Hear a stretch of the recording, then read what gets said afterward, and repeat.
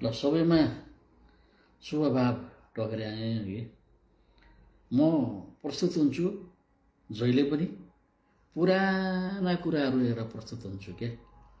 किनभने मलाई पुराना कुराहरू असाध्यै राम्रो लाग्छ, साह्रै मनपर्छ है।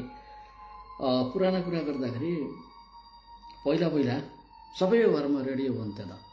हामी 29 सालमा नेपाल आउँदाखेरिको कुरा मैले गर्दैछु, त्यो बेलादेखिका कुराहरू गर्दैछु है। 8 बजे बिबिसी आउँछ भनेर सबै एक ठाउँमा भेला हुन्थे, रेडियो सुन्थे।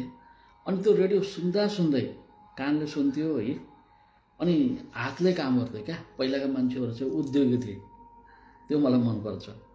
जस्तो कसैले है पाट लिएर आउँथे, त्यो पाटले डोरी बाँध्दै रेडियो सुन्थे क्या। अब आज संसारले के भन्छ, देशको परिस्थिति के छ भन्दा त्यो पाटले डोरी बाँध्दै है, अनि त्यो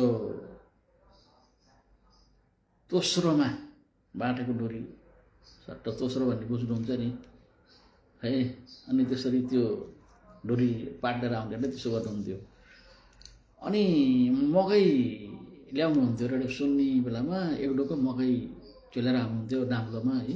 अनि उहाँहरू चाहिँ त्यो मकै बोत्ल्याउँदै त्यसको चाहिँ त्यो झुत्ताहरू बनाउँदै रेडियो सुन्नुहुन्थ्यो। उद्योगी हुनुहुन्थ्यो, कानले उता रेडियो सुन्थ्यो, हातले उता काम गर्थ्यो है।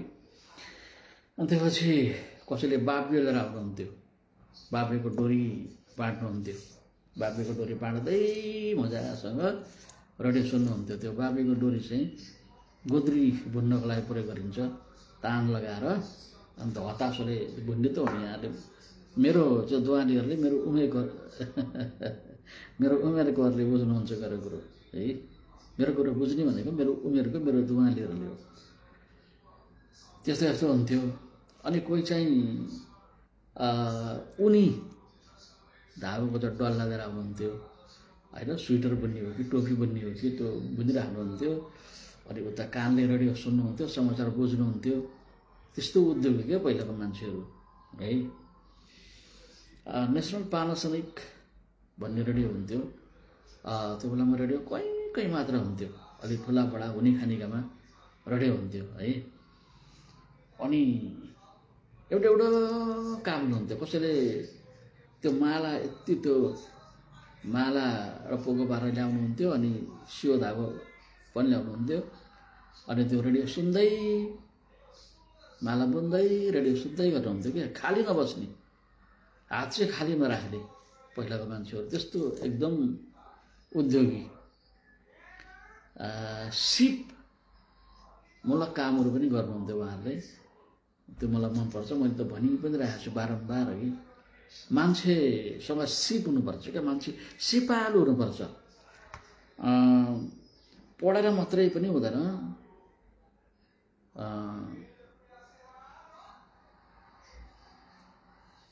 कोर्स सिलेबस पढेर त्यही कुराहरू चाहिँ लेखेर इक्जाम पास गरेर मात्रै हुँदैन, जीवनको ज्ञान पनि चाहिन्छ है।